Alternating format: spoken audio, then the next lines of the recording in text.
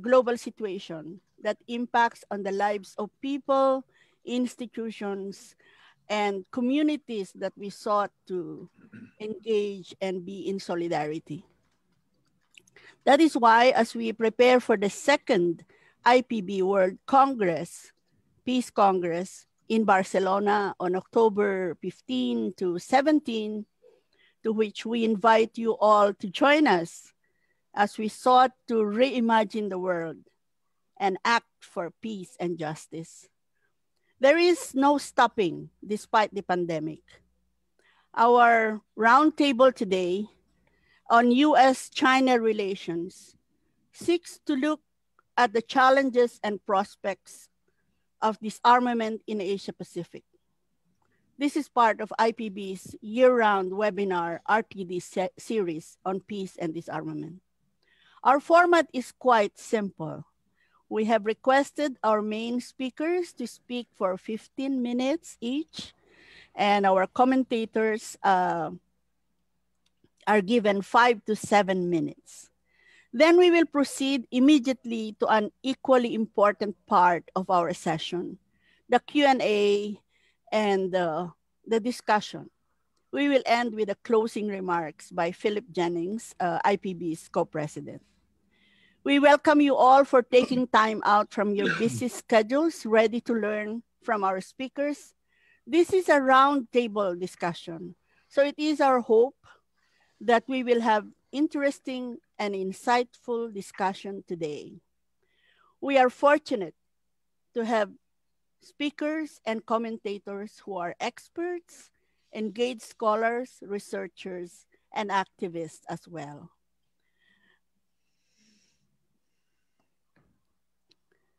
I am honored to introduce Dr. Joseph Gerson and Dr. Wang Danning. Joseph Gerson is president of the Campaign for Peace, Disarmament, and Common Security. It's quite long. And vice president of International Peace Bureau, co-founder of the Committee for a Sane US-China Policy, and convener of the US-based Asia-Pacific Working Group. In the interest of time, the longer bios of our speakers will be shared in the chat box. Dr. Wang Danning is professor at China Women's University and a research fellow at Charhar Institute, a graduate of Peking University with a bachelor's degree in sociology, and earned her doctoral degree on anthropology at the City University of New York. Dr. Wang has taught at 3 universities in the US and Hong Kong before she joined China Women's University in Beijing. Friends, let us welcome our 2 speakers, Joseph Gerson and Dr. Wang Danning. Over to you, Joseph. Thank you. It's your turn. Let me get my text up here. Here we go. I want to thank Cora, Bina, and the Prom and others for inviting me to participate in today's webinar. I look forward to learning from Professor Wang and from our respondents' talks. Friends, we live in a dangerous period of arms races, military confrontations, and intense economic and technological competition. The absence of US-Chinese disarmament, pandemic, or climate change collaborations make this moment all the more dangerous. Our era is defined by inevitable tensions between rising and declining powers. In the US, our press is filled with stories about the 2 powers' economic and technological competition. We see little about the militarized contest for control of the South China West Philippine Sea that has become the geopolitical center of the struggle for world power. Incidents, accidents, or miscalculations there amidst provocative exercises could all too easily escalate into great power, even nuclear war. After nearly a century of US Asia-Pacific hegemony and the imposition of the US-dominated post-World War II Bretton Woods order, China's reform and opening created an economy that will in time overshadow that of the United States. China's economic transformation also serves as the foundation for its increasingly advanced and powerful military. Today, China's aerial denial, air, naval, and missile forces, defensive though they may be, increasingly call into question Washington's long-term ability to dominate the South China West Philippine Sea and the Western Pacific Ocean, in what since 1945 was the American Lake. And despite US arms sales to Taiwan and related military training, it is apparent that should China ultimately opt to reunify this historically Chinese province by military means, armed resistance would be futile and again could escalate into nuclear war. As we see in the Biden administration's rhetoric that the US must lead, and with its extension of the Trump-era confrontational military, economic, and diplomatic policies, the Biden administration and most US Americans remain rooted in the tragic ideologies of US exceptionalism and manifest destiny. Donald Trump crystallized the new Cold War with China. A Washington consensus driven by the media permeates elite and popular opinion. A recent poll concluded that a 55% majority of the public sees China as a critical threat, and another 40% sees China as an important threat. Even before the pandemic-induced economic dislocations, Chinese and other low-wage production platforms, industrial and financial offshoring, and increased automation provided fertile ground for Trump's demagogic scapegoating of China. With its forced technology transfers, intellectual property theft, and violations of WTO and other trade agreements, Chinese policymakers are hardly innocent. But at root, neoliberal and other systemic factors are the primary cause of US economic stagnation and the root of US-Chinese economic tensions. Two paradigms illuminate the present danger. First is the Thucydides trap, the inevitable tensions between rising and declining powers that have resulted in catastrophic wars for 2 millennia. The post-World War II international order was imposed by the United States when China was a poor, war-torn, and technologically undeveloped nation. Chinese needs and interests were not considered. As China has risen, it is understandably pressed to revise, but not completely overturn, the rules of the global and strategic disorder. There are also disturbing similarities to the period leading to World War I. Tensions between rising and declining powers, complex alliance structures, intense nationalism with attendant hatred of others, territorial disputes, arms races with new technologies, economic integration and competition, autocracies, and wild card actors. Just as the nationalist gunshots triggered a global war, today an incident, accident, or miscalculation could escalate into a major and potentially nuclear war. The Biden administration needs to reject the containment policies dating to the aftermath of the US-Soviet Cold War. We also need to recall that former US Secretary of Defense William Perry traces the driving force behind China's massive military modernization to his ordering 2 nuclear aircraft carrier fleets through the Taiwan Strait during the 1996 crisis, which in turn terrified China's leaders. The subsequent spiraling conventional, high-tech, and nuclear US-Chinese arms races, which the US will lead for the foreseeable future, are in no one's interest. Let me get this right here. US-Chinese tensions actually began with the conquest of the US overseas empire in 1898, followed by the intervention in the Boxer Rebellion, and continued through US preparations and threats to attack China with nuclear weapons in 1955, 58, and 96 during Taiwan crises. Faced with China's increasing economic, military, and diplomatic power, the Obama administration responded with its so-called pivot to Asia and the Pacific in order to reinforce US hegemony. The commitment then, as now, was to deploy 60% of US naval and air power to the Pacific theater. Washington increased its reliance on what are now termed Indo-Pacific allies and planned for air-sea battle targeted against China's military infrastructure, economic grid, and its financial and industrial resources along China's vulnerable coastline.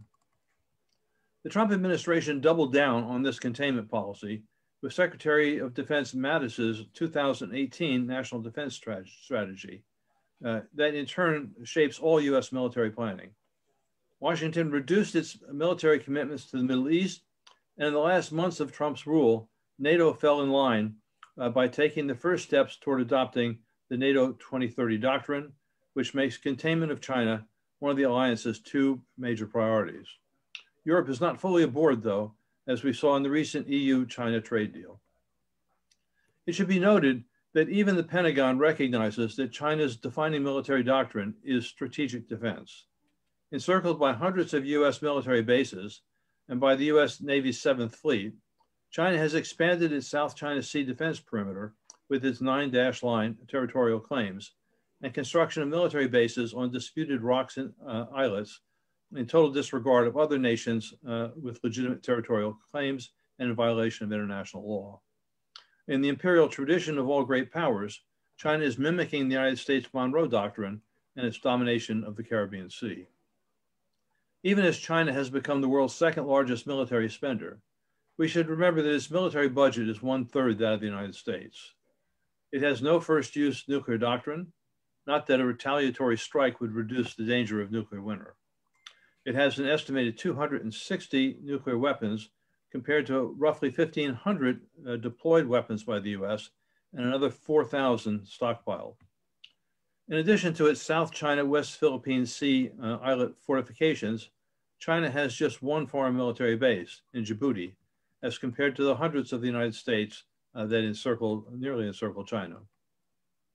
Faced with China's military and technological challenges, the 2018 National Defense Strategy, which will not be greatly changed by the Biden administration, defined China as a strategic competitor and prioritized major power competition, especially, quote, reversing the erosion of US military advantage in relationship to China and Russia, end quote.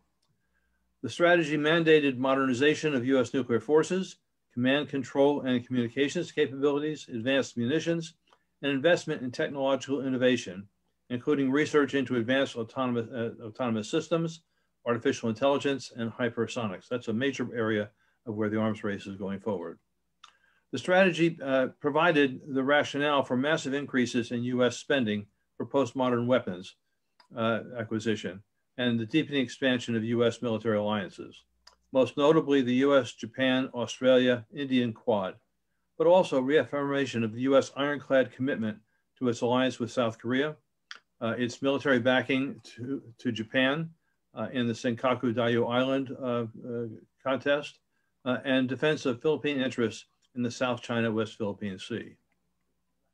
While the Biden administration has impressively canceled and reversed many disastrous Trump-era social, economic, and environmental policies and moved aggressively to contain the COVID-19 pandemic, even with its announced Pentagon review of the US military strategy toward China, it will adhere to the broad outlines of Mattis's national defense strategy.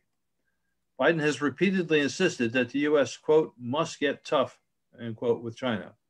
He appointed Kurt Campbell, the primary author of the Obama administration's Asia-Pacific pivot, as the lead national security Asia policymaker. And in their confirmation testimonies, Secretary of State Blinken, Secretary of Defense Austin, Director of National Intelligence April Haynes, and Commerce Secretary Raimondo all confirmed their hardline commitments toward China. As early manifestations of these commitments, Taiwan's de facto ambassador was invited to participate in the Biden-Harris inauguration. And last week, the Pentagon sent a destroyer through the Taiwan Strait and dispatched 2 aircraft carrier fleets for massive and provocative so-called freedom of navigation shows of force. In fact, one more just happened in the last couple of days. These fleets were joined by a French submarine in an early display of NATO's 2030 doctrine unity. The US is not alone in ratcheting up tensions. Even as China's leaders greeted Biden with statements urging, quote, cooperation instead of confrontation between China and the United States, end quote, it welcomed the Biden administration with its own provocative and threatening military assertions of its ambitions. It dispatched bombers into Taiwan's airspace, adopted a new law that, quote, for the first time explicitly allows its Coast Guard to fire on foreign vessels, end quote, and it reportedly deployed an armed Coast Guard vessel in the contested East China Sea. In addition, to what this also means for Vietnamese and Philippine vessels in disputed waters, it has raised deep fears among Japanese leaders and much of its public. Let me then turn to what must be done. Despite their competing interests and very real differences, it's imperative that the two powers pursue their common interests by a common security diplomacy. War with China must be prevented by all means. Even as we are not uncritical of China, including its repression of basic human rights, we need to challenge the fear tactics that inflate the perceived dangers posed by China. We need to prioritize collaborating to overcome the existential threats posed by pandemics, the climate crisis, and nuclear weapons. Security cannot be achieved via spiraling arms races, but only through creating mutual trust and security. Among the most constructive steps that Congress, and more importantly, President Biden, can take would be adopting a no first use nuclear warfighting doctrine to match China's. As Chinese interlocutors have noted, this could provide a foundation for demilitarization diplomacy. In the past, President Biden has opposed the US first strike doctrine, and there is reason to believe that with the declaration prior to August NPT review conference, or in the context of his nuclear posture review, the US could turn the hands of the Bulletin Atomic Scientist doomsday clock back from 100 seconds to midnight. The US should also halt its freedom of navigation provocations, encourage ASEAN-Chinese negotiations for an enforceable code of conduct and resource sharing in the South China West Philippine Sea, cancel arms sales to Taiwan, and encourage Taiwanese-Chinese negotiations. Remarkably, there is even a call here from the US Naval War College for the US to meet China halfway. In terms of pressing policy change from the grassroots and grasstops, new peace, anti-war, and real security formations have emerged in the United States to prevent war and to reverse the Cold War with China. Among them are the newly created Committee for a Sane US-China Policy and a more movement-oriented Asia-Pacific Working Group. The new Quincy Institute for Responsible Statecraft in Washington, Win Without War, and Code Pink, all based in Washington, have also become important resources in our effort to prevent catastrophic war with China and to build a common security order that serves all the peoples of the Asia-Pacific region. Here in the United States, we also need to be moving the money by replacing Washington's military first strategic doctrine with commitments to common security diplomacy. As a growing number of members of Congress and the US public understand, we can finance the revitalization of the US economy, pay for construction of a 21st century infrastructure, and begin to reverse the impacts of climate change. Despite Biden's get tough approach to China, we expect an intense guns or butter debate in the coming year. Near the top of the list of possible cuts are funding to replace the United States offensive land-based ICBMs, new destabilizing cruise missiles, and Trump's quote-unquote more usable battlefield nuclear weapons. And closing as many US foreign military and domestic military bases as possible and cutting naval spending would also reduce the dangers of war and build real security. So here's an overview. I hope it's helpful, and I look forward to hearing Professor Wang's talk. Thank you, Joseph. That's an achievement, right on time. Surprise. So as we are getting ready for Dr. Wang's presentation, I think, Pauline, are you ready with the slides? Please note as well that throughout our session, we will be sharing some links to the presentation and of the speakers and possible resources and further readings in the chat box. So feel free to share your links. Let us then welcome Dr. Wang Danning. Dr. Wang, you have the floor. I'm here. Thank you. Thank you. Thank you very much. Thanks everybody for giving me this opportunity to share my thoughts and my observations of the Sino-US relationship. So my talk is called Foreign Policy Shifts in the Sino-US Relationship. Pauline, can you hear me if I said next? Hello? Can you? Yes, I do. Thank you. Okay, whenever I say next, can you change to the next slide? Thank you. Yes.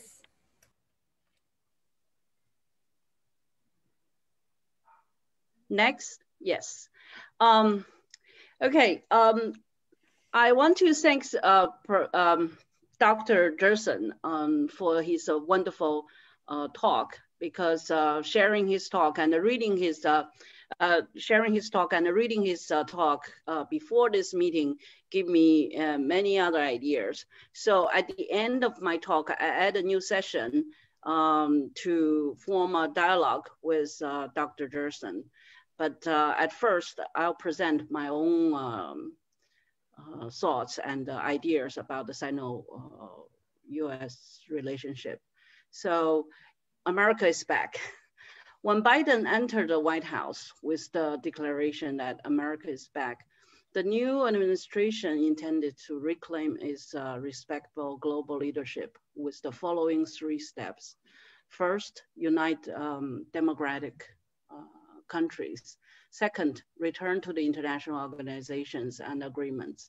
Third, maintain its advanced military power and reconstruct the global system of armed control.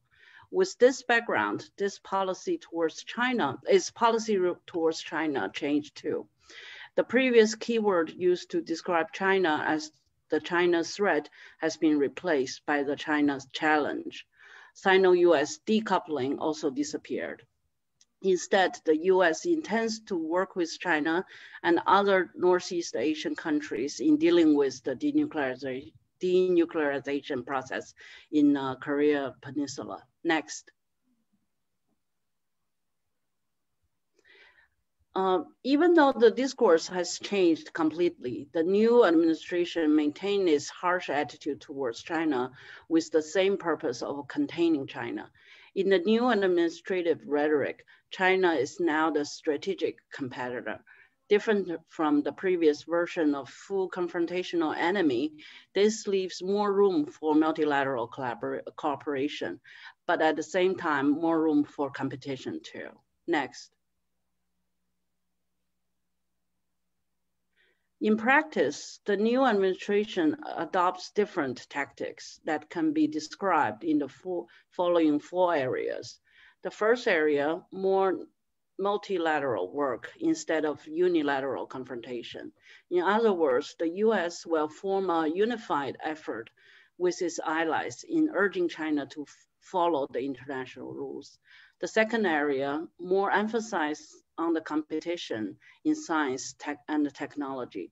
In the fields of AI, 5G, high-speed railroad, and clean energy, the US will intensify its investment for R&D and collaborate with other countries in order to compete with China. Next. In the third area, with its believing in free trade, the new administration will not focus on charging more tax on the labor-intensive products imported from China. Instead, it will maintain its embargo of high-tech products to China. Finally, in the fourth area, the issue of Taiwan will become more important in the Sino-US relationship. The new administration will pay extra attention to Taiwan's democratic system and lets its Taiwanese friends to have confidence. Next. As China just finished the trade war with the US and stabilized Hong Kong's social condition after a massive anti-government movement in 2020, the country with the largest population on earth turned to fight the pandemic with its all effort and focus. From the China's perspective, the country and its people are searching for a peaceful global social environment for its sustainable development. China's contribution to a peaceful region and a stable Eurasia continent could be seen in its signing of RCEP and the collaborative work with EU in comprehensive agreement on investment. Next. Under such circumstances, regional risk of conflict remained when Taiwan issue was constantly brought up by the US and the Taiwan government. Few days before the Trump administration finished its term, State Secretary Pompeo, the former State Secretary Pompeo, announced that the US ambassador to the UN will visit Taiwan, and all of the previous barriers for the US officials' visit of Taiwan will be released. All of these moves that trigger China's government's strongest resistance and the negative responses. The Chinese government took these moves as the Americans' challenge of the One China principle, which has been the foundation for the Sino-US relationship. And China is willing to commit all of its efforts to fight for such challenges. Next. The Taiwan issue is China's domestic issue, and the Trump administration moves only add up tension for the region. With China's strongest voice against the move, the Biden administration started to send out peaceful messages, while the EU also refused to arrange Pompeo's last visit in Brazil. This is before the end of last administration. As the result, all of the arranged visit to Taiwan got canceled, but the meeting was still held online and the record remained to be intolerable from the mainland side. Next. Okay, the China's message. For people from both sides of the Taiwan Strait, these moves are risky. To ensure a peaceful regional condition, these moves should be avoided in the future. On January 27, 2021, China's ambassador to the US, Mr. Cui Tiankai, re-emphasized the importance of Taiwan issue in the Sino-US relationship. China minds its unity and integrity, and this is the foundation for the Sino-US relationship. Any violation of this can cause conflict between the two countries. Cui proposed 4 advocates in dealing with the Sino-US relationship. Next. So the first one is the mutual trust instead of misjudgment. Different history, culture, and social system are not the reasons for confrontational conflicts. These could be the motivation and the pushing power for cooperation. Any ideological bias should be abandoned. Second, dialogue instead of confrontation. With the mutual respect and the sincerity, frank dialogue can create comprehension, increase trust, and release suspicion. Any rumors on the uselessness of dialogue is to promote confrontation. Next. Third, cooperation instead of competition and conflict. China welcomes the US returning to WHO and the Paris Agreement. China is also willing to work with the US in dealing with the global financial risk. Fourth, communication instead of separation. Cultural exchange should not be blocked and destroyed. More and more Chinese students are questioning whether the US is still the destination for their academic dreams. Can the academic research and the studies be conducted outside of the political cloud? Chinese tourists are also questioning whether their visa would be denied because of their political beliefs. Chinese entrepreneurs are also questioning whether the fair market still exists. Next. So competition and cooperation. To correspond Cui's January 27th talk on the same day, the new State Secretary Blinken called the Sino-US relationship the most important one in the future. It has both sides of competition and cooperation. Learning how to deal with this critical relationship can benefit both countries in the future. Next. So in conclusion, I add up this particular part to reflect what Dr. Gerson just shared with us. I want to thank Dr. Gerson for his wonderful presentation to start today's meeting. the following few points are my personal correspondence to his talk, and all of the views are mine, which do not represent the Charhar Institute. The first point I want to appreciate Dr. Gerson talk is, his talk tried about, he pointed out, we want to try our best to stop the war between the US and China. Second, his talk pointed out the US economic reality and the country's domestic reason for the limited funding and resources for a massive plan to contain China. And the third, his talk highly appreciate the suggestions. We highly appreciate the suggestions he made in the positive direction, because in his talk, especially at the end, he gave so many positive suggestions towards the future and what must be done and what could be done. Next. Next. Based on this, there are several points I also want to make after reviewing his talk. In the history, especially after Nixon's visit of China and the normalization of the diplomatic relationship between the US and China, plans of containing China was set up for a much larger goal, that is working with China to rescue America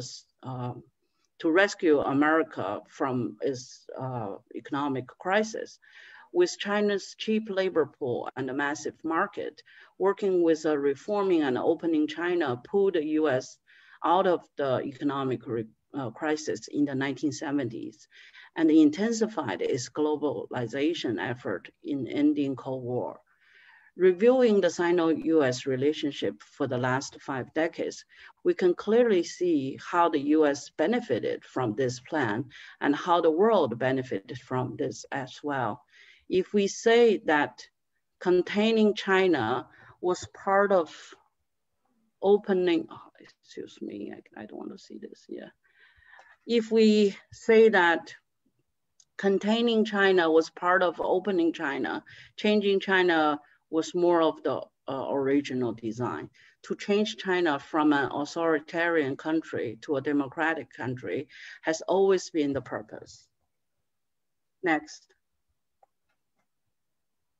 However, such plan has been twisted because of China's rising speed. I'm sorry about the spelling. When the containing voice become louder than the one of changing China, we could see that Taiwan and Hong Kong's democratic movements turned to the independent road, which left the original purpose further and further. Comparing China of 1996 and the 1999 with that of today, especially after the independence movement in Hong Kong and Taiwan got intensified, more and more mainland people turned to support the Chinese government with more faith of its own cultural tradition. Especially during the pandemic year of 2020, we can easily say China's self-confidence level reached the highest point. Next. If we see the history from this perspective, we can find an internal paradox in the Sino-US relationship. The original design of the relationship was actually coupling the two countries together.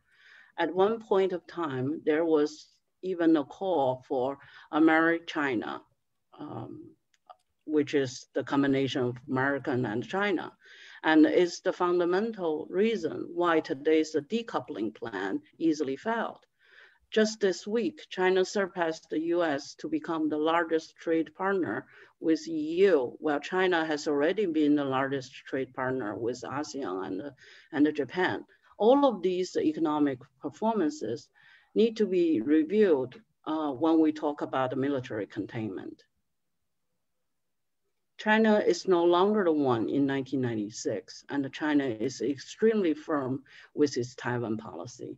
With more economic development, China has developed more effective designs in handling the Taiwan issue. A more detailed, comprehensive review of these designs is more realistic and practical when we review the two countries' relationship. Finally, the Belt Road Initiative add more weights of China in the region. More and more countries in the region realize the rise of China and the Chinese power. During the pandemic time, China's vaccine are welcome in the region. In the regional dispute, China's voice also becomes more important and critical. All of these are forming a new historical context for the topic that we're discussing today. Thank you. That's the end of my talk. Thank you, Professor Wang. Thank you for that. And I think at this point, I'd like to encourage everyone who have questions to ask to write them, share them in the chat box so that I think Sean and maybe Bina can consolidate related questions to speed up our Q&A later. At this point, I'd like to thank you, Professor Wang. We shall now listen to our three commentators. Professor Anuradha Chenoy of India, Ensai Khan of Mongolia. I never got to properly pronounce his name, and Lee Jung-kyu of Korea. And I'm going to introduce them now. Professor Chenoy is the former Dean of School of International Studies at Jawaharlal Nehru University in New Delhi. She has been the chairperson of Area Studies Director in the Center for Russian and Central Asian Studies. She is as well a colleague at the Asia-Europe People's Forum. We have Ensai Khan Jargal Saikan, former diplomat of Mongolia and a leader of Blue Banner, an NGO that has consistently championed and campaigned for a nuclear-free Mongolia, and is part of the Ulaanbaatar Dialogue Initiative for a Northeast Asia Nuclear Weapons Free Zone Treaty. He is also a board member of IPB.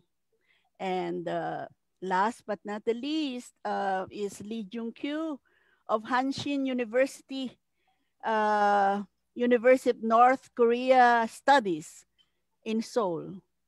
Our expert in North Korean concerns at IPB, where he is also a member of the board. Professor Chenoy, I don't know if she is already here, but she sent us a recording of her commentary, but she said she's coming. She just wanted to make sure that, you know, the internet instability will not affect her presentation. So I think either Sean or Patricia or... I'll share it. Okay.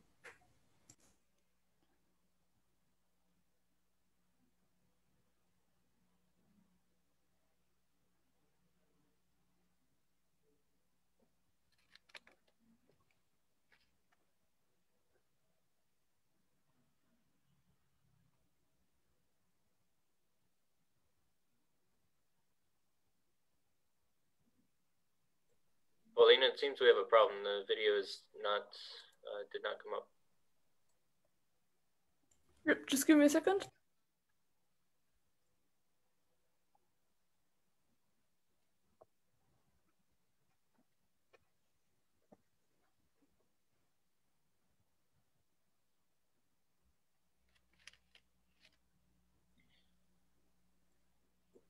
Paulina, we have no sound.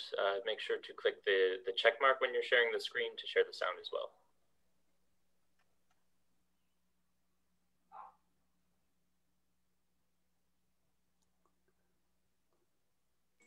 Unmute.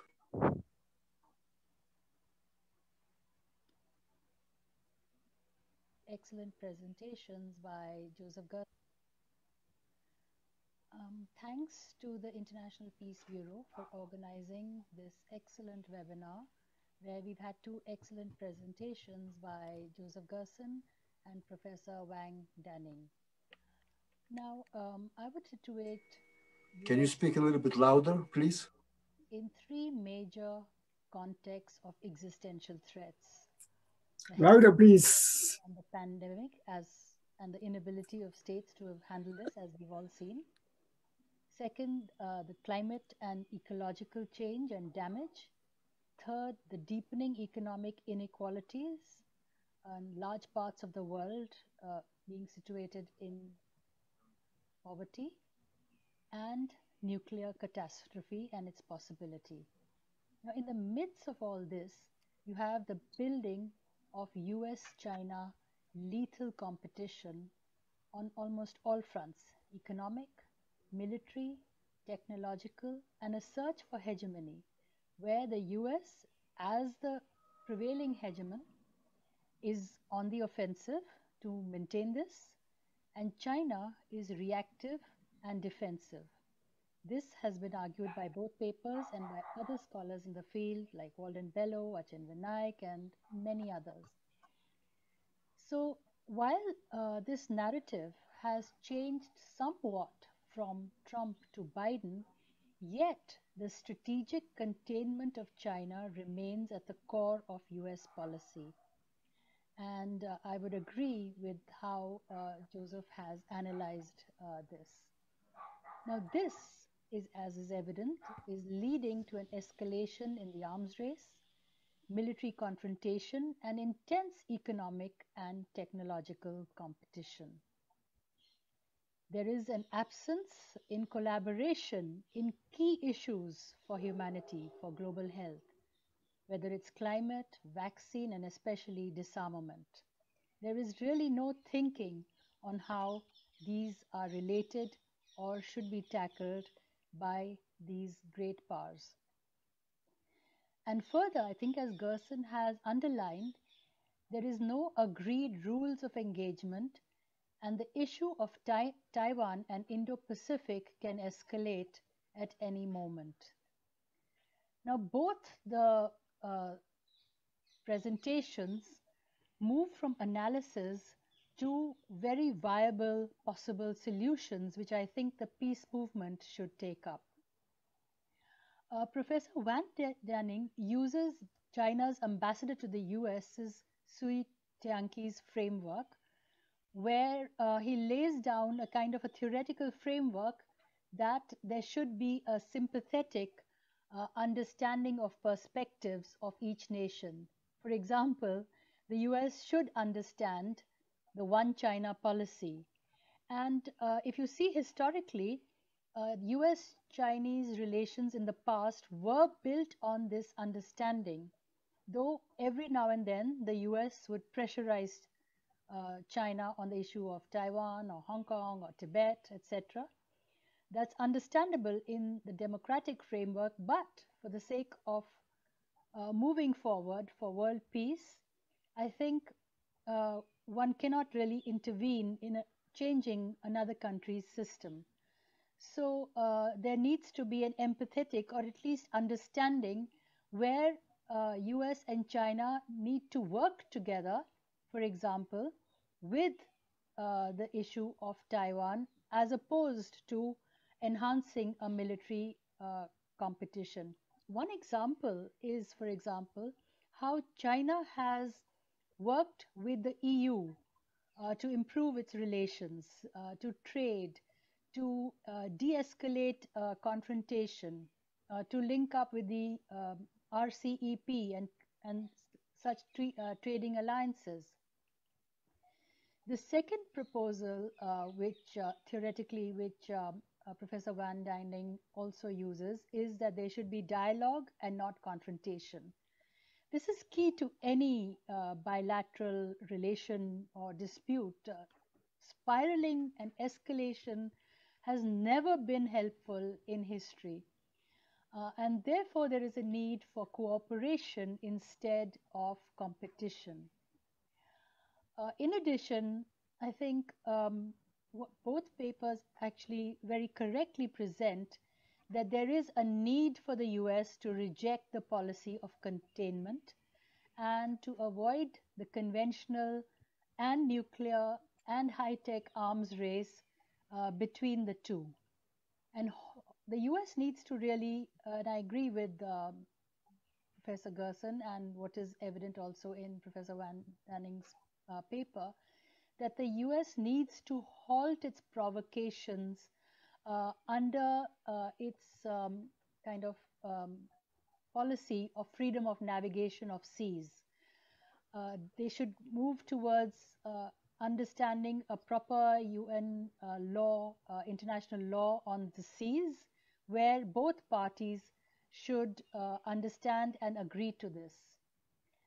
Third, I think there is a global element.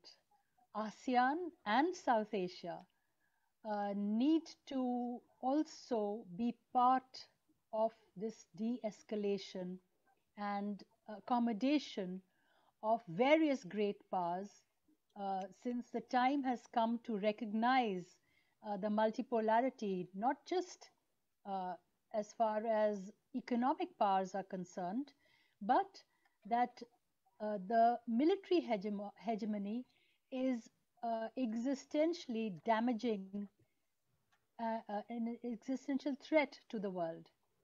And therefore, this spiraling should be stopped. And I think ASEAN, South Asia, and other countries should and could play a role, because this is not just one major geostrategic competition. It has an impact, and it circles, it makes concentric circles with other geostrategic issues. For example, Russia. And that is one thing which both papers have not addressed. But it is really a very important aspect of any global geopolitics confrontation or competition or even cooperation. And the argument really is that Russia and China are ready for peaceful coexistence if the US accommodates them. They have both repeatedly spoken of the peaceful rise and critiqued militarism. They have put forward ideas of collective security, common security. Of course, their internal domestic policies and many of their own policies are territorial, nationalistic. Also, they want to be regional hegemons. They are also have intervened in states around them. So these are the politics of reality which continue.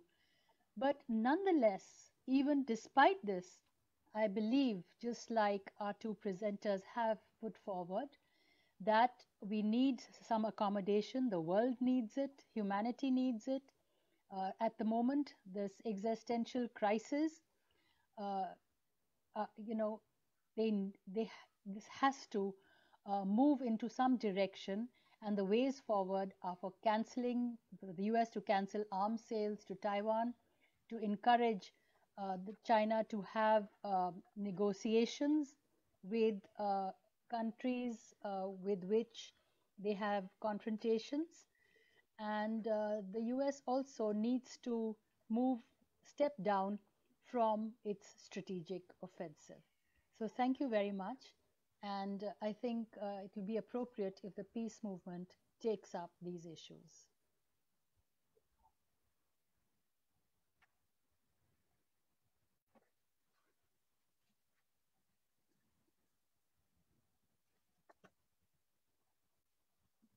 Cora, I think you have to unmute, no? Sorry. Okay, I'm sorry. I'm not sure whether Anu has arrived, but understanding that she is coming from a court duty, so she really made sure that she has the commentary with us in case something happens. At this point, I'd like to call on Ensei Khan to give us his commentary. Okay, thank you very much. I think the two main contributors have made clear and informative presentations to allow for a productive discussion of this issue, which is a very important issue. In my presentation, I shall briefly comment on the two presentations and share my view on the issue. Joseph hinted that he would be learning more than sharing. I would venture to disagree with him, since his presentation and paper provided a rich background information regarding US policy in Asia since 1898 until present day, and how China was perceived then and now is being perceived now. The rise of China began to draw attention since late 1970s with Deng Xiaoping's economic reforms. With it, what Joseph called a systematic paradigm known as Thucydides' trap regarding the rising and declining powers that in many cases led to wars. Discussion about this paradigm is still underway, and views are being expressed on what measures need to be taken to avoid it. The second concern, according to Joseph, is that provocative statements and policies can inadvertently lead to wars, just like the Sarajevo assassination of Archduke Ferdinand in 1914, that triggered a conflict that later led to World War I. Today, the South China Sea and Taiwan issues can easily escalate into a conflict. I fully share this view. Joseph makes a number of constructive proposals, thus halting of provocative maritime moves or shows of force on both sides.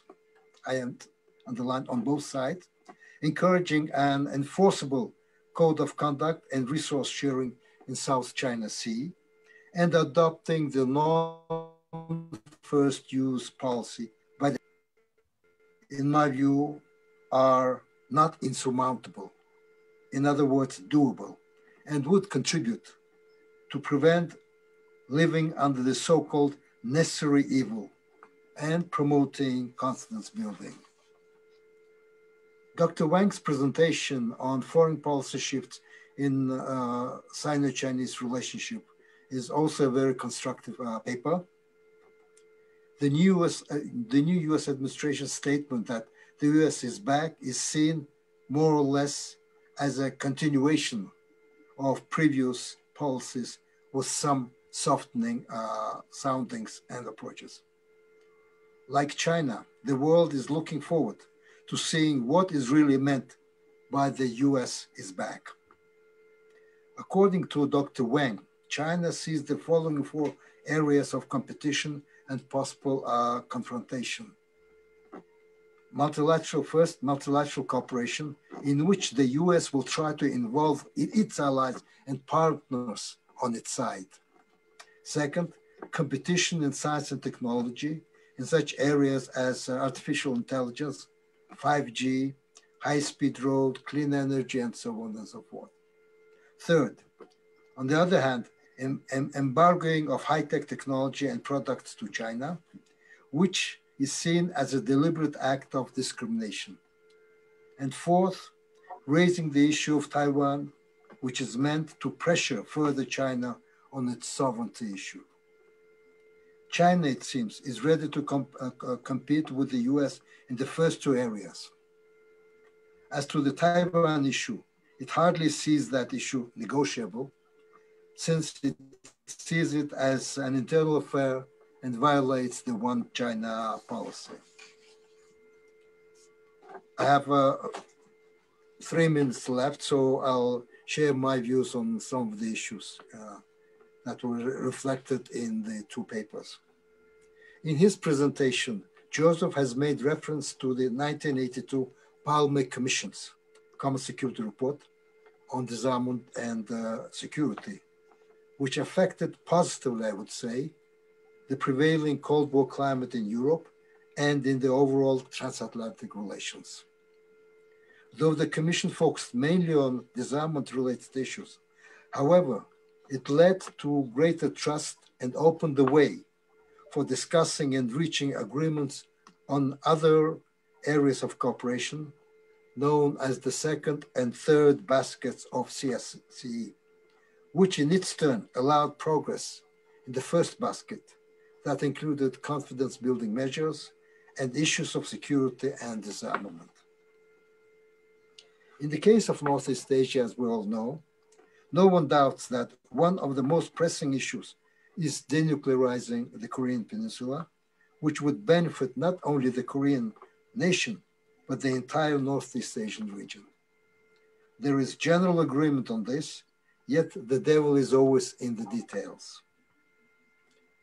Both the US and China could go beyond the narrow self-serving interests and work in strengthening regional stability and predictability, which is important, by agreeing on no first use of nuclear weapons under any circumstances, to which Joseph had earlier made reference. This is important today, especially in our Northeast Asian region. There is a view that China's non-first use stance is only a unilateral declaration and cannot be taken seriously. Perhaps the US could take up on China's pledge and make it a mutually beneficial and verifiable bilateral agreement, to which they could also invite at some stage Russia to join. That would serve as a basis of reviewing of the need for an extended nuclear deterrence in Northeast Asia, a region which does not have a regional political mechanism nor credible confidence-building measures. This might also involve China in multilateral nuclear disarmament discussions, followed maybe later by actual talks. Non-first use will also allow serious consideration of establishing a Northeast Asian nuclear weapons-free zone, by which the two Koreas and Japan would form such a zone, while the US, Russia, and China would provide security assurances to them. All sides will win equally in terms of nuclear security. Perhaps there might be some questions concerning the strategic implications, but nevertheless, all the sides will win in terms of nuclear security. Bearing in mind the important political role that Palme's commission had played in Europe at the height of East-West Cold War, perhaps such a commission could or should be established in Northeast Asia to promote confidence and greater cooperation. These are some ideas that I wanted to share with you all. Thank you very much. Thank you, Ensekan. At this point, I'd like to call now, and as you observe, I'm trying to speed up the process. And I'd like to call on Junkyu now to give us his commentary. Your 5 to 7 minutes, please. Thank you to speakers and Cora. My name is Jungyu Lee, and I'm IP board member and a senior researcher, the Institute for Unification and Peace Policy, Hanshin University in South Korea. And I'd like to introduce a few interesting public opinion polls. The first slide, we can find a significant decline in the favorability of the US and China among South Koreans. The next slide, please, next slide. Next slide. The next slide shows that the majority of South Koreans regard the US-China rivalry as a hegemonic competition. And the next slide, please. In the third slide, we can see the surge in the negative perception of the global leadership of the US and China. Yeah. Yeah. close slide. Yes, thank you. Yes, it may be said that that it is natural for please close the slide. Yeah. It is natural for the favorability toward the U.S. to continue to climb during the Trump administration. It is natural. However, the favorability toward China continues to decline. In addition to the polls I cited, other polls in South Korea also show a recent increase in the unfavorable perception toward China among South Koreans. This report, the source of the data in my slide, cites corona pandemic as its factor. And in 2017, the same think tank's opinion poll also saw a sharp drop in the favorability toward China when China imposed de facto economic sanctions on South Korea for the US deployment of THAAD in South Korea. In South Korean discourse, Thucydides' trap, Joseph is mentioned in Joseph's paper. Thucydides' trap is a frequently mentioned theory. I agree with the criticism that the theory can be a self-fulfilling prophecy. However, many Korean researchers and analysts believe that the US-China rivalry has already entered the stage of strategic competition, not just issue-driven, not just issue-based competition. Over the past years, the South Korea Defense White Paper has defined the US-China competition as a source of instability in Northeast Asian security. The reason why South Korea is watching the US-China rivalry with concern and anxiety, I think, is related to the memory of history. Looking back only on modern history, the Korean Peninsula has become a battlefield of wars between the great powers several times. For example, the Sino-Japanese War, 1894 to 1895, which was fought over the dominance of the Korean Peninsula, and the Russo-Japanese War from 1904 to 1905 over the Korean Peninsula and Manchuria. In the Korean War, each of the United States and China was one of the parties to the war. Wada Haruki, a prominent Japanese historian, defines the Korean War as US-China War. Of course, the present Korea is different from the Joseon dynasty in the age of imperialism and the Korea of the 1950s. The international environment is also different. Nevertheless, the escalation of the US-China tension increases the risk that South Korea, allied with the US and where the US troops are stationed, will unintentionally be involved in a military collision. In addition, South Korea could suffer collateral damage from the US-China conflict. When the US deployed THAAD in the southern Korea, South Korea experienced it. Also, from South Korea's perspective, the worrisome situation is that it is forced to choose between the US and China.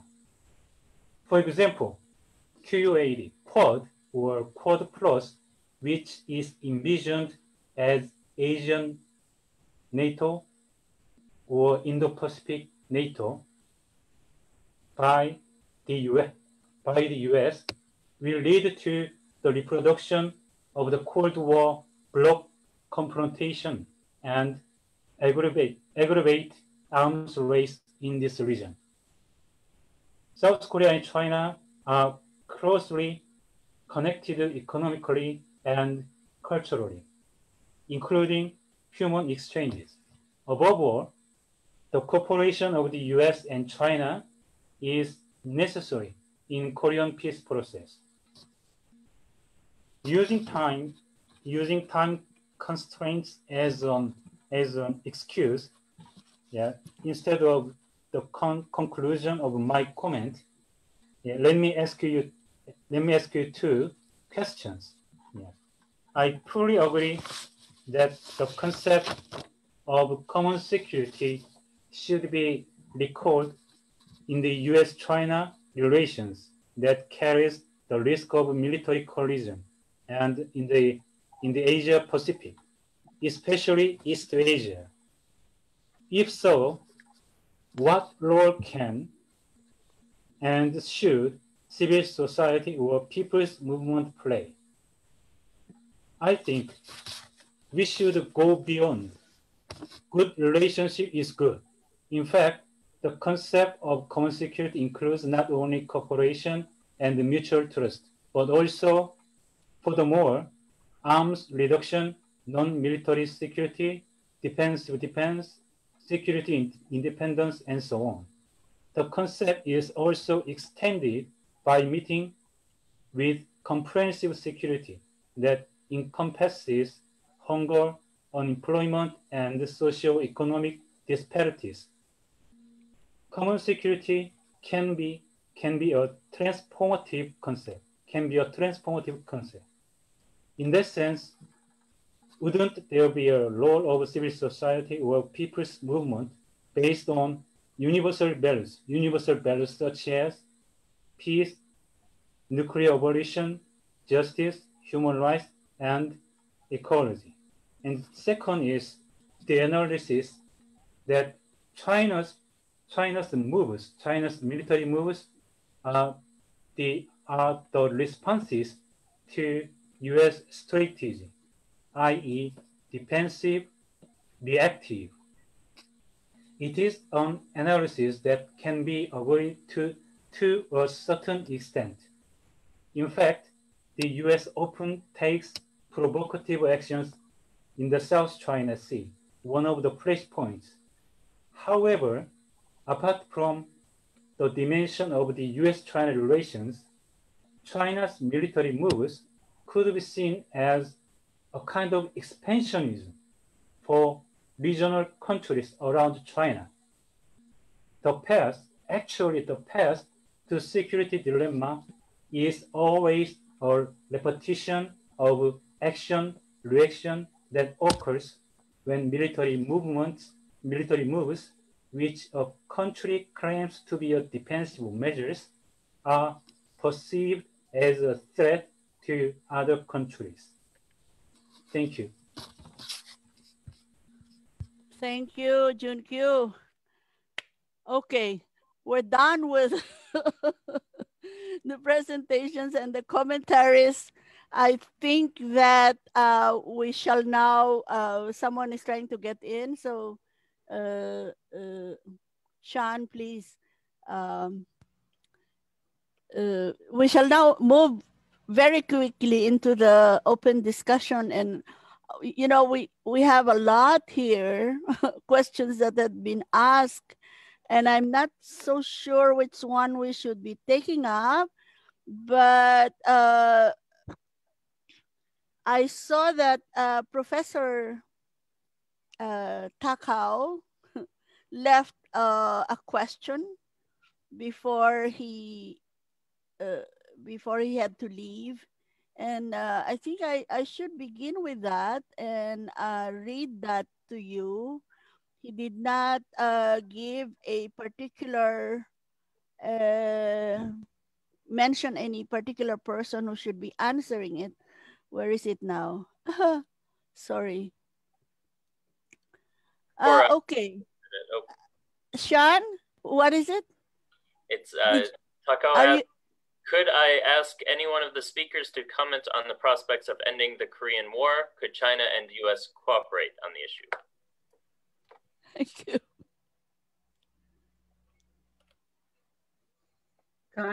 Can I answer this question? I can jump in a little bit. Here in the United States, it seems that the next move needed to begin to both de-escalate the crisis and to create a foundation for negotiations. It would be for the United States to finally recognize and admit that the Korean War is over. It's just kind of a very fundamental change in worldview and policy. Following on that, I think it's fairly obvious, as other speakers have said, that as the great powers with perceived, though in the United States, I'm not sure the real interest in Korea, the need for cooperation is important, and it could be one of the elements besides dealing with pandemic, climate change, and nuclear weapons, although it obviously relates to nuclear weapons, where the two powers could collaborate. And I think most of our speakers have essentially agreed with that. During the past 5 years, I've been participating in a denuclearization process in the region, Northeast Asia region. And China has been very active and participated in all of the regional activities, and also working with different countries, all of the countries in Northeast Asia area for the Korean Peninsula peace. And at one point, China proposed the UN Security Council, the five countries joined in to negotiate this. And also China has many other ideas about how to make this process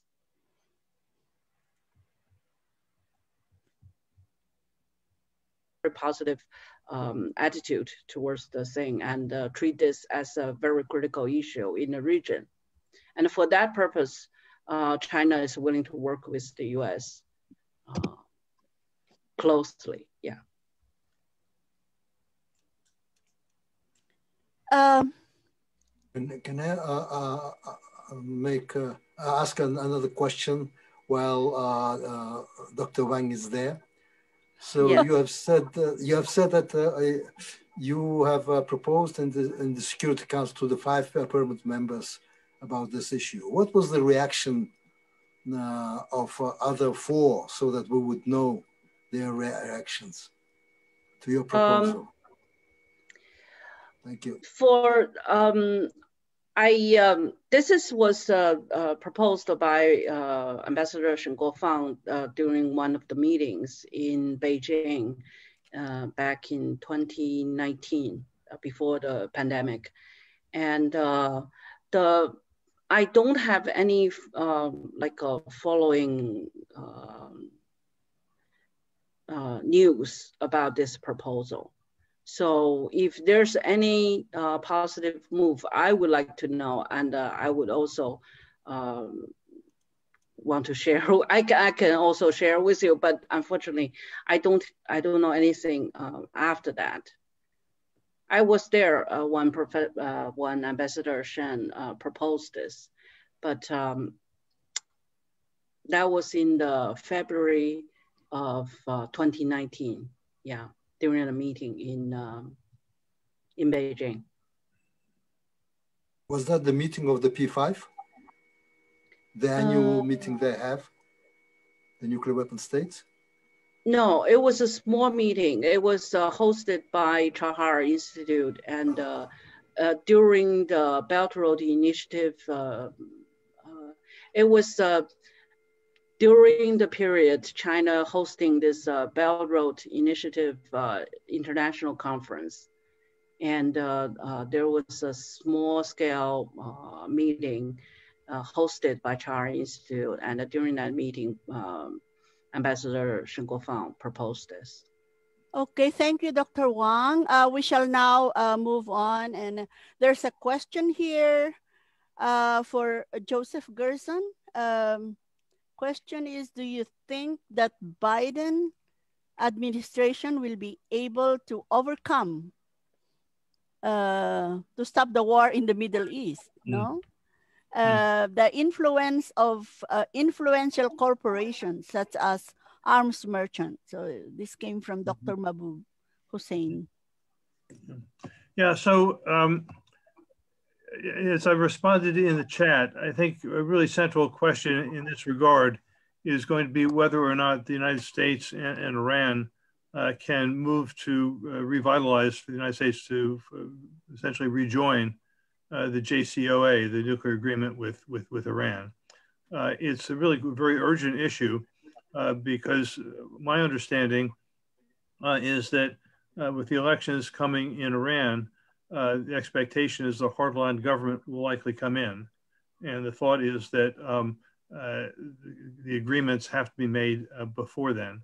I'm aware that there is some diplomacy ongoing, but I think that's fairly central. The US and Iran need to, among other things, stabilize. It's a very dangerous arrangement. Looking beyond that to Iraq and Syria, where the US still has troops, I think it's an open question. My expectation is that the US will maintain a small counterinsurgency, counter Islamic extremist forces, and it's also trying to navigate the relationship with Turkey. So I think it's going to remain unstable, but increasingly, I mean, I think one of the things that we can take from the U.S. strategic doctrine is the United States does not really want to have a war in the Middle East. It wants to reduce its military forces there, and frankly, call on Europeans to play a more of an imperial role there than they have in recent years. While the United States concentrates on what it perceives to be its two greatest threats, China and to a lesser degree, Russia. There are two questions here directed to Professor Wang. And it says, there was a massive brutal crackdown on Hong Kong protesters. Mm-hmm. How can this crackdown be stabilized Hong Kong social condition? So that is and the other one, let me just read the other one directed to Dr. Wang. Do you suggest the US should let Taiwan down? Okay. The first question about Hong Kong, can you repeat the question again? There was a massive and brutal crackdown on Hong Kong protesters. How can this crackdown be stabilized? How can this crackdown stabilize Hong Kong's social condition? I think that's the way it should be. Yeah. Okay, Hong Kong. I've been living and teaching in Hong Kong for 12 years, and my family is still in Hong Kong. I witnessed the whole process of the anti-government protest starting in 2019 and ended in 2020, early of 2020, right before the pandemic. Right now, I have to say the Hong Kong condition has been stabilized, and the market keep on running, especially the financial market keep on running, and actually the performance of the financial market back in 2020 was extremely good. So the market stabilized, and the social condition and the daily life stabilized, and all of the yeah, it's over. I don't know whether that's answered the question or not, or the question asked for the long-term impact of Hong Kong's future condition. The question is not quite clear.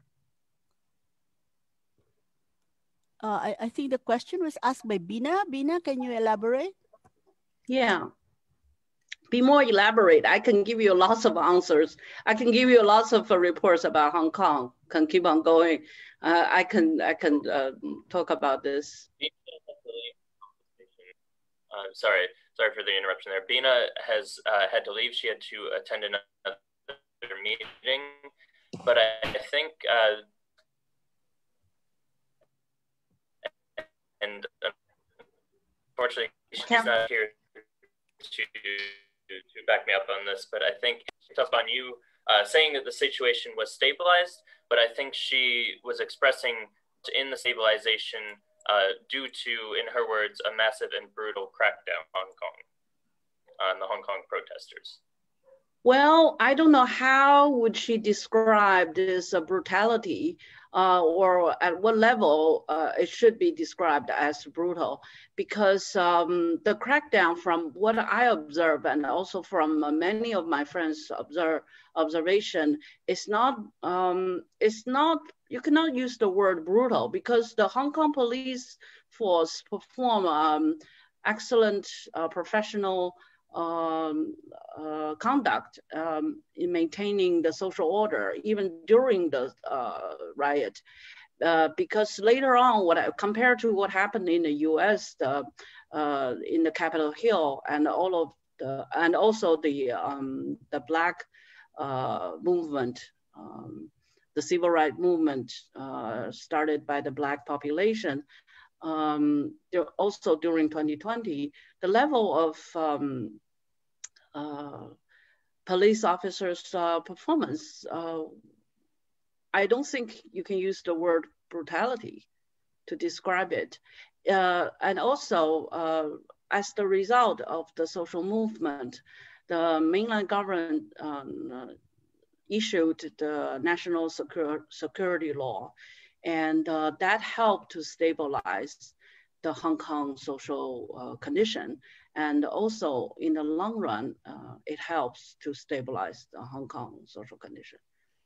I wonder if I could jump in briefly on this.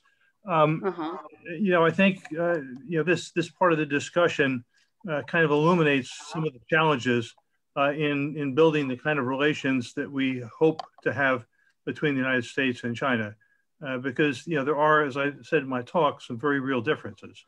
At the same time, those differences should not be used to reinforce conflict between the two powers. So I think with the level of police mobilization and intimidation, and then the arrests of people, including those trying to leave Hong Kong, the reality is that the repression was really quite harsh.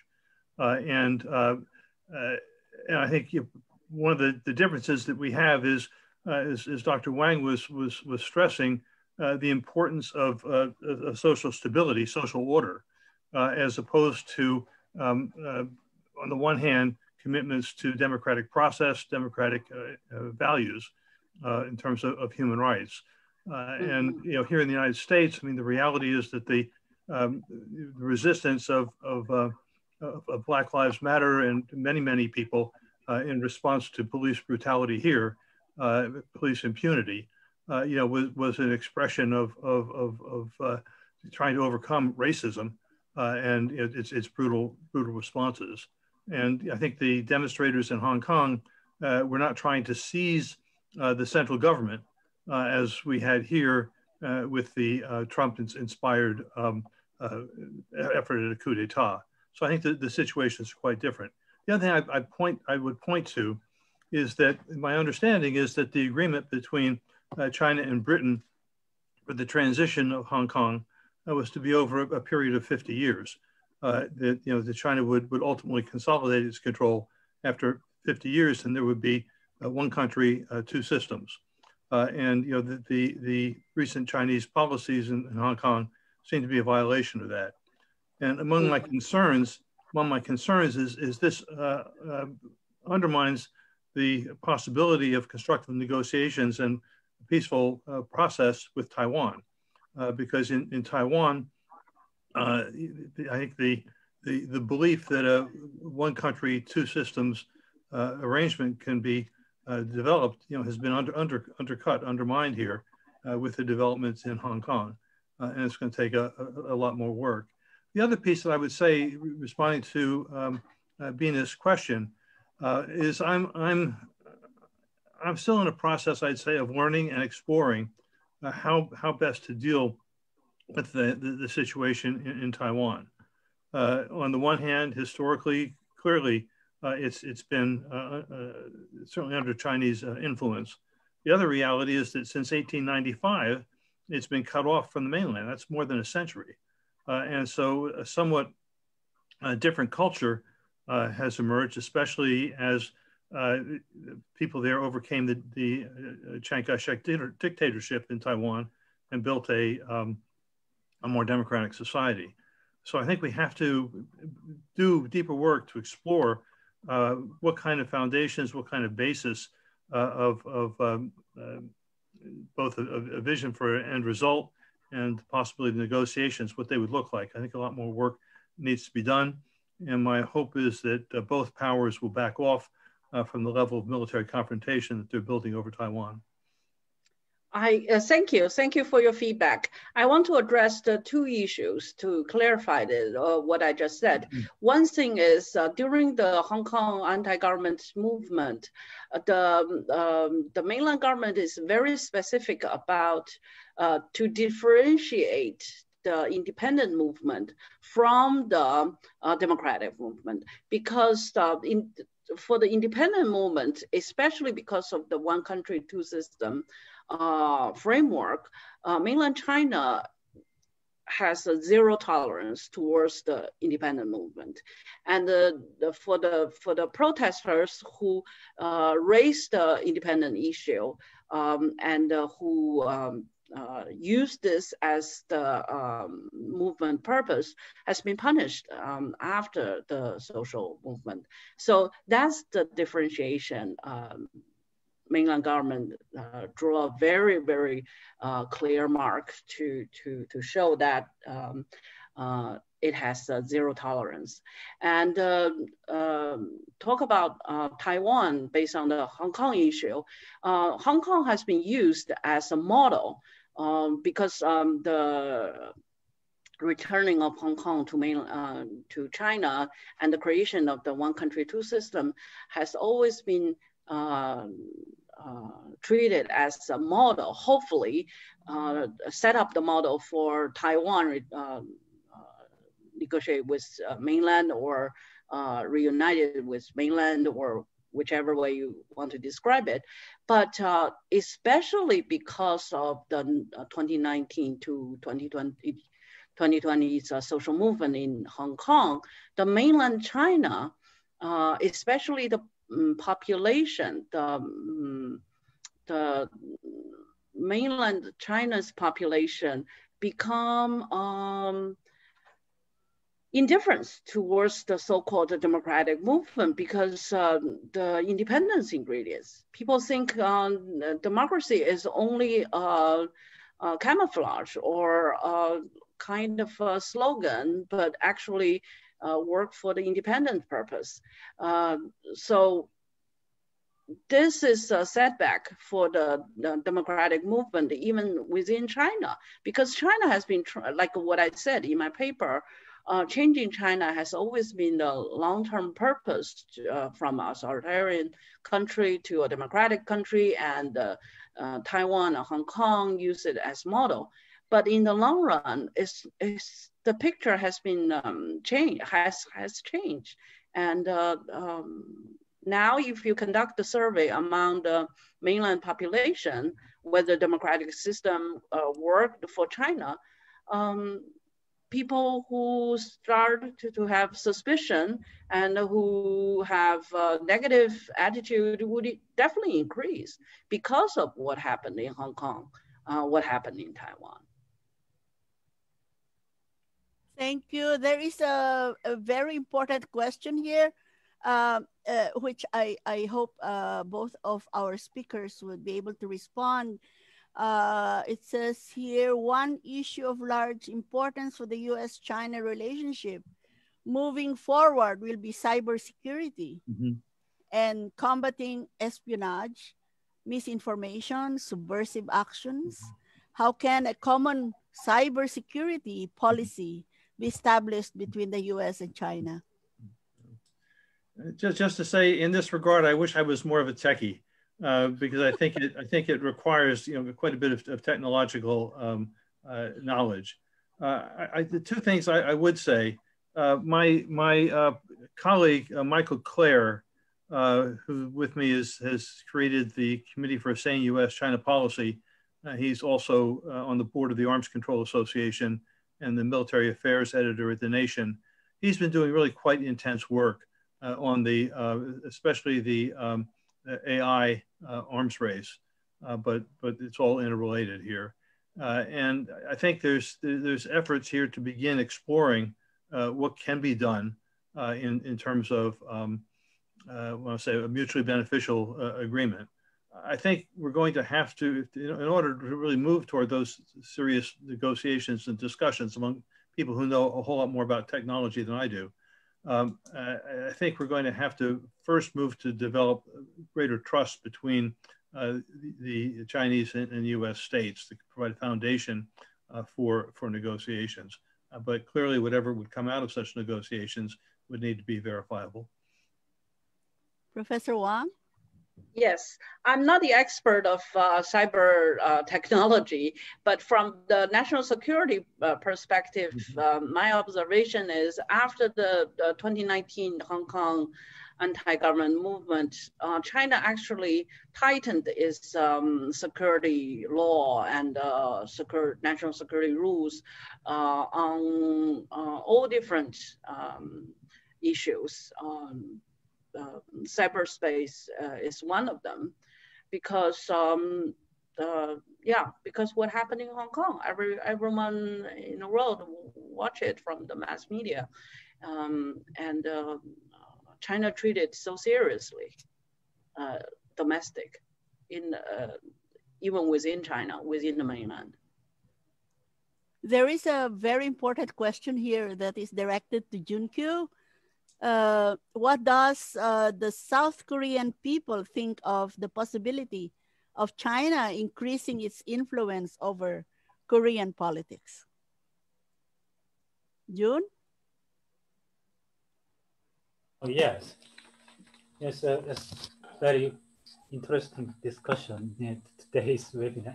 It says the China factor is not simple, from the viewpoint of South Korea and Korea, two Koreas.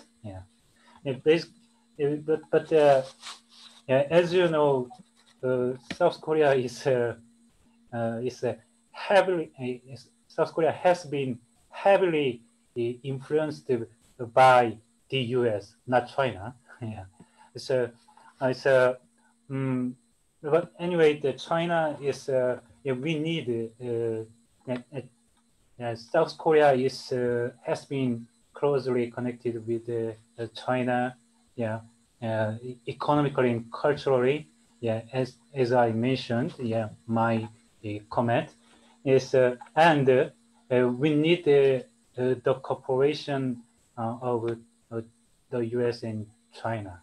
In the Korean peace process, and especially ending the Korean War and establishing the peace treaty and peace system on the Korean Peninsula, because the U.S. and China is one of the parties to the Korean War. So, and I know that China has a will to participate, actively participate in the peace process on the Korean Peninsula, especially for the peace treaty and ending the Korean War. So, that's it. Is it good? Is it okay? I think it's okay enough. It looks like we will I think we will need a part 2 for this because I'm getting a feedback that we also need to talk about the movement, on disarmament globally, or especially in the region, which to me deserves a separate roundtable discussion. But there's one important question here that I'd like our speakers to respond to. And it says maybe, what is that? What are the options for the US to support Taiwan's democratic aspirations without breaking its relations with China? So Joseph, can you respond to that? Yeah, so I'll respond to that in brief and maybe harken back to the question about movements as well. I think, as I said, I think the United States needs to end its arms sales to Taiwan as a first step. At the end of the Trump administration, we had more than a $3 billion agreement to sell arms, some of them with offensive capabilities.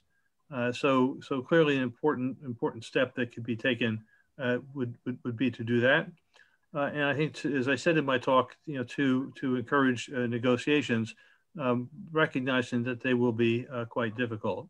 I think here in the United States, within our peace movement, we need to have really quite serious discussions and a lot of research in terms of what are possibilities that can move the process of reunification forward in a way that respects the rights and culture that's developed over the last century in Taiwan.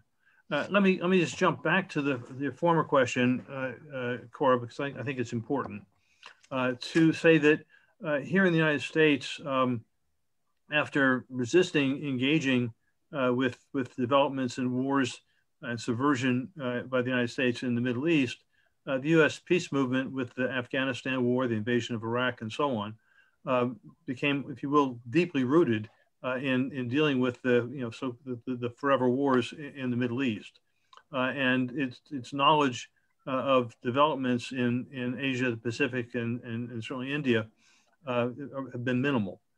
So at this point, I think the most important thing we can do to kind of advance the disarmament and peace in Asia, the Pacific, South Asia, is to be educating and developing our peace movement's knowledge in relationship to Asia Pacific and South Asia.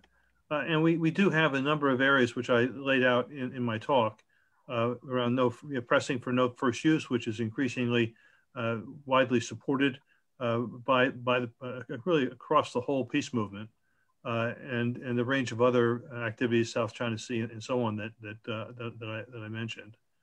So I think it's possible. It's going to take us a little while, but I think we can make a serious contribution. Thank you. Wang, Dr. Wang, would you like to? Yeah. Yes, I would also like to say.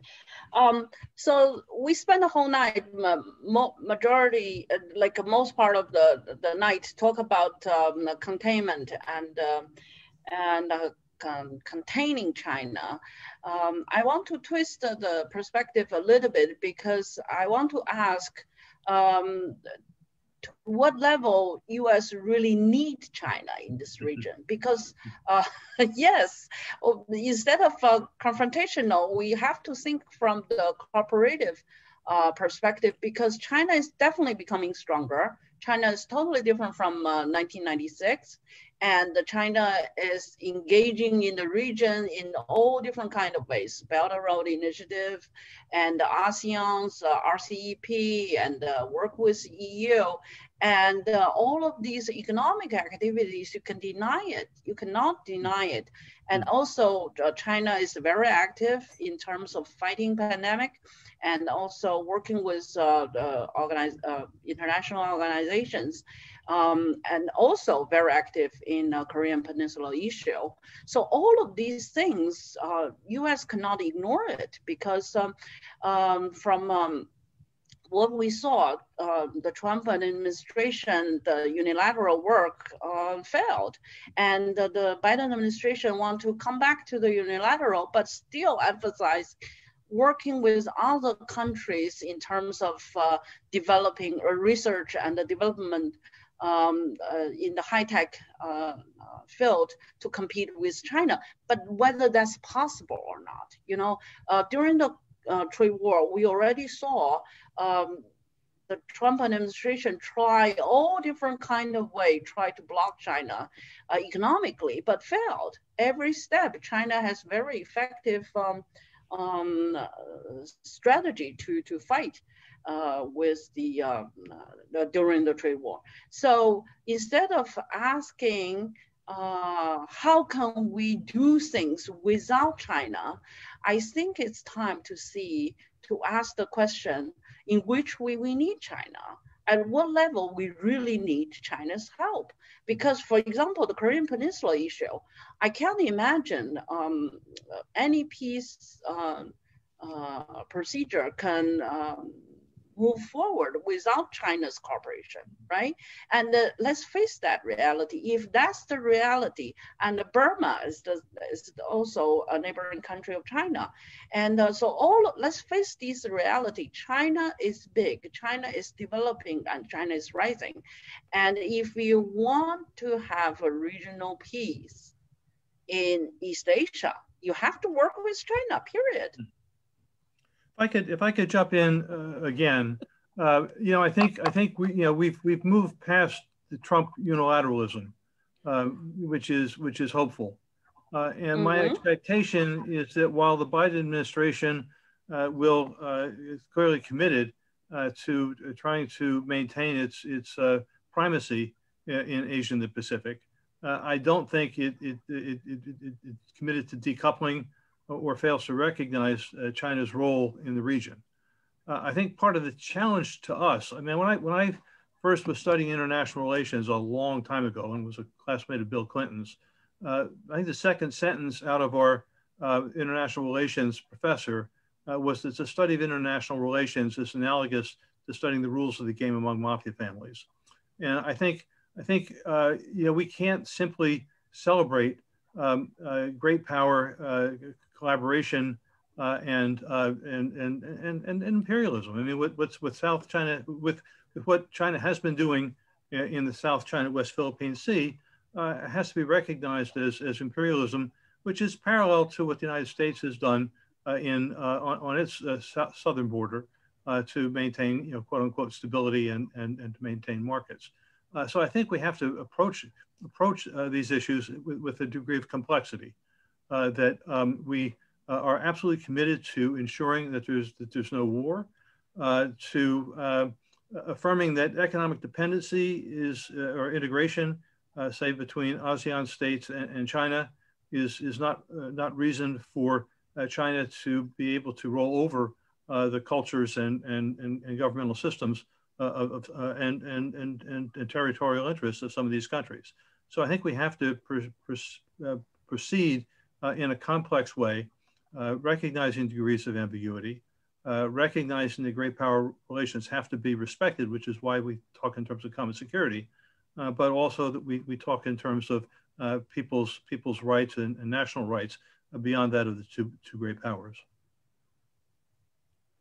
Okay, can I make one more point? 2 years ago, I gave a paper in Washington, D.C. To talk about the Quad, the Japan, Australia, India strategic plan with the purpose of containing China. Basically, my paper, didn't get a chance to be published, but in the paper, I tried to make a point. It can hardly work because if you look at the Belt Road Initiative, it's a continental project. It's China strategically working with neighboring country that is all connected on land. So when Dr. Gerson tried to point out the South China Sea, all of the military base surrounding China, that's all in the ocean. So China's development has been in all different directions and connected by land. So this is the advantage. We need to pay attention, especially from the Belt Road Initiative perspective. So containing is a reality, and it has been there for many, many years, as what Dr. Gerson pointed out in his paper. But China has been living with this containment for years. And also China nowadays started to develop new strategies to develop itself regardless this containment, even though Taiwan is a major issue. But what I didn't get the chance to develop in my paper is China nowadays develops so many strategies to deal with Taiwan. US can keep on involved into the Taiwan issue, but whenever if China treat as a challenge or risky move, China would react with solid moves to protest, to resist. So yeah, we have to see a much big picture to talk about this issue. That's my point. Okay, it has been a very interesting exchange between, you know, with our two resource persons. I wish we have more time to continue with this, but I'm also well aware that there are many responses that are in the chat box and more questions there. So what we will do is to provide the questions to our speakers, including the panelists, and also I of course have taken note of the comment that we should also be covering the achievements of the movements in the region, which is also very important, which brings me to a point that there is going to be a need to organize a part 2 of this that will focus on that. And of course, the questions are going to be provided to our speakers, and hopefully they will respond because the names of those who asked the question are also here. But I would like to suggest that part of the report that will come out of the Berlin office would be to share with us the content of the chat box. So that's it. I don't want us to go so much beyond the time. We're going beyond it already. But I saw Rainer raise his hand a while ago. There might be something very urgent. Rainer, what is it?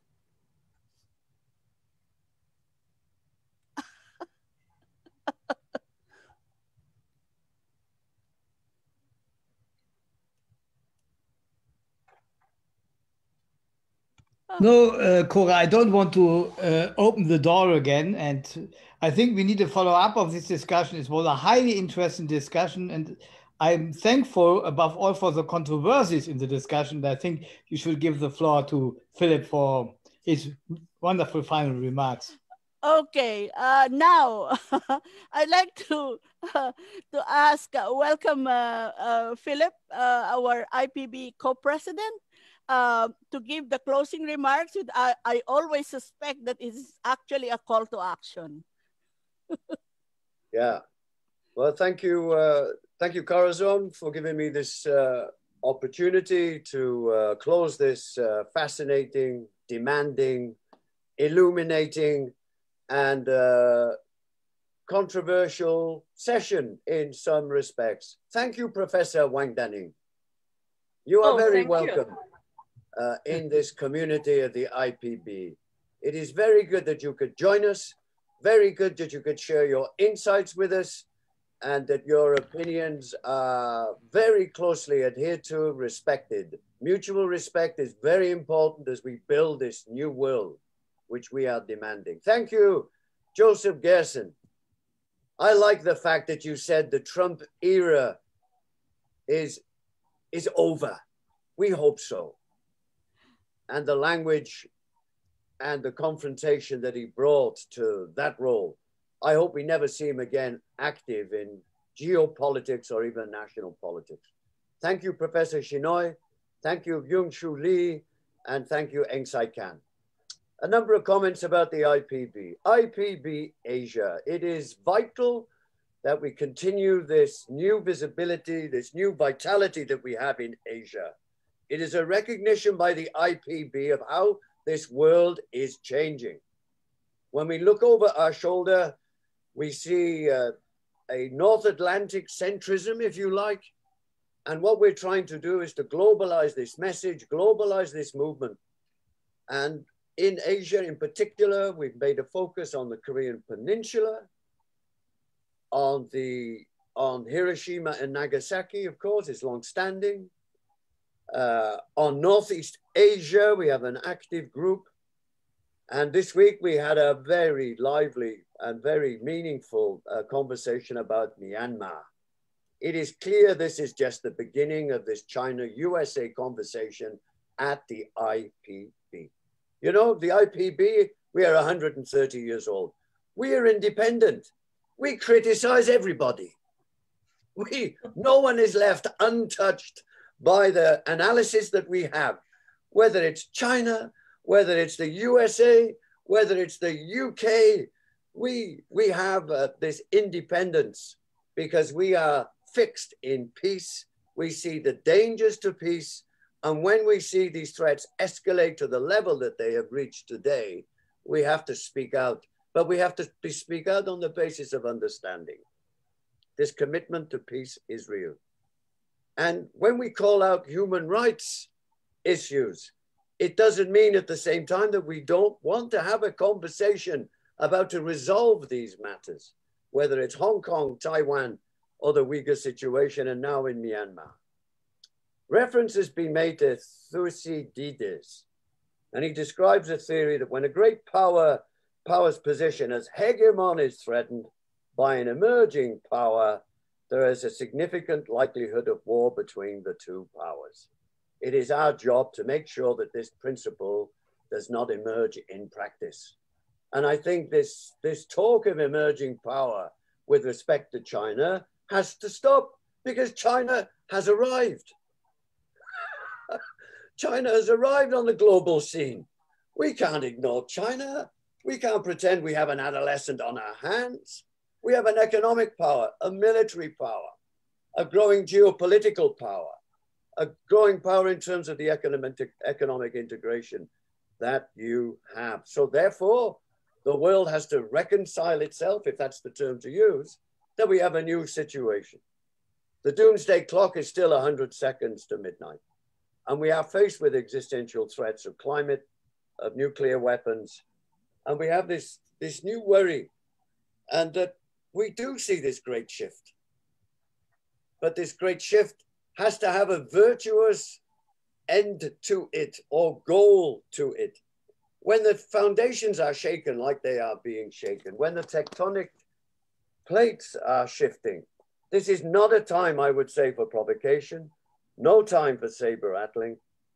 We live in an age already of great dangers, of a shift from the political middle ground to authoritarianism, with an escalation of tensions within countries and between nations. We have a human rights crisis and a democratic crisis.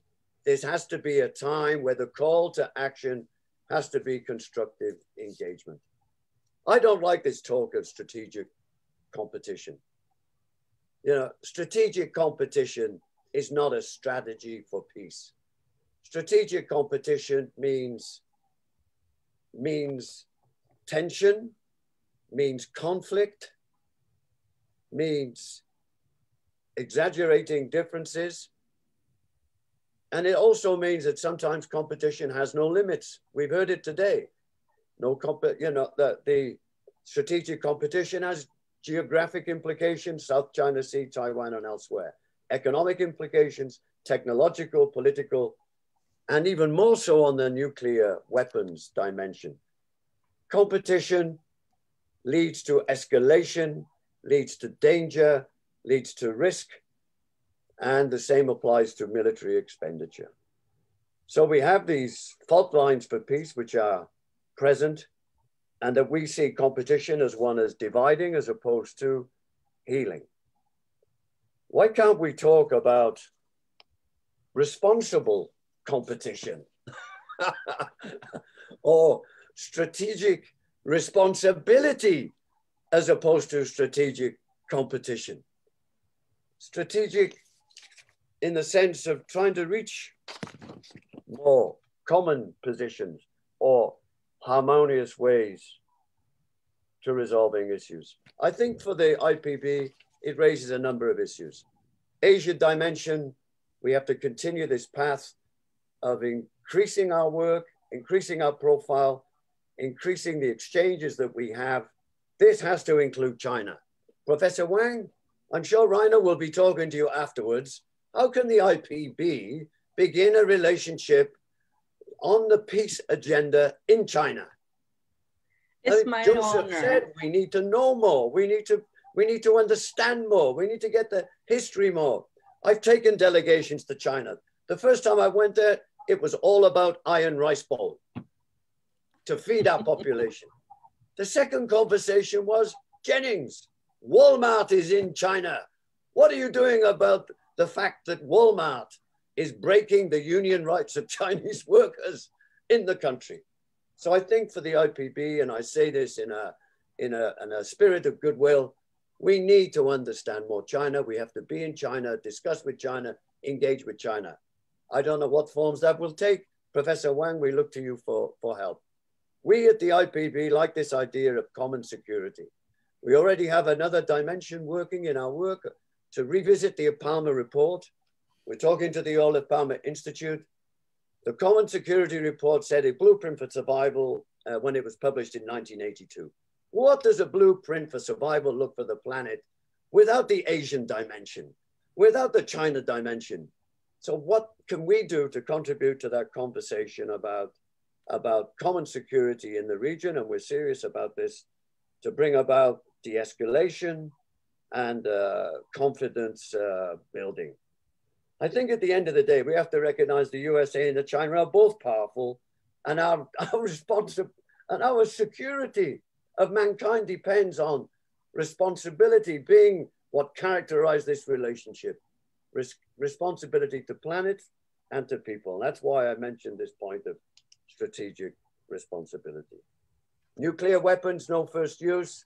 Let's keep that conversation going. A nuclear free zone for Northeast Asia. Let's keep that going. I've seen the economic cooperation model of China develop over the years, from the iron rice bowl moment of making sure our population could be fed, to building all these economic interlinkages, which now the Belt and Road Initiative is a global initiative. The RCEP is groundbreaking in terms of economic cooperation and integration. A trade deal which does not have a real social dimension. I like economic integration, but where is the social dimension to it so that the toiling masses can have a better future? So I am from Wales, which is the smallest country which is on the agenda today. We're only a small place and we're only a small voice. But I can assure you that in this work that we all do, this voice for peace is felt by the big and the small. Our global security requires a better working relationship between the USA and China. It requires an input from the peace movement to make this a new reality for this new world that we want to reimagine when we have our big peace conference in Barcelona in October of this year. This is our 130th anniversary of this organization. This is the time for us to unite around this idea of reimagining this world. And can we reimagine the relationship with the USA and China, to reimagine it in a sense of responsibility and common security? Thank you. Thank you, Philip. Wow, that was comprehensive. Anyway, before we finally close this roundtable discussion, I'd like to invite you, and save the date for our next webinar. It's going to be on March 5. This will be on gender and disarmament. Our contribution to the commemoration of the International Women's Day. The same time, March 5. So thank you so much, and see you again. Bye-bye.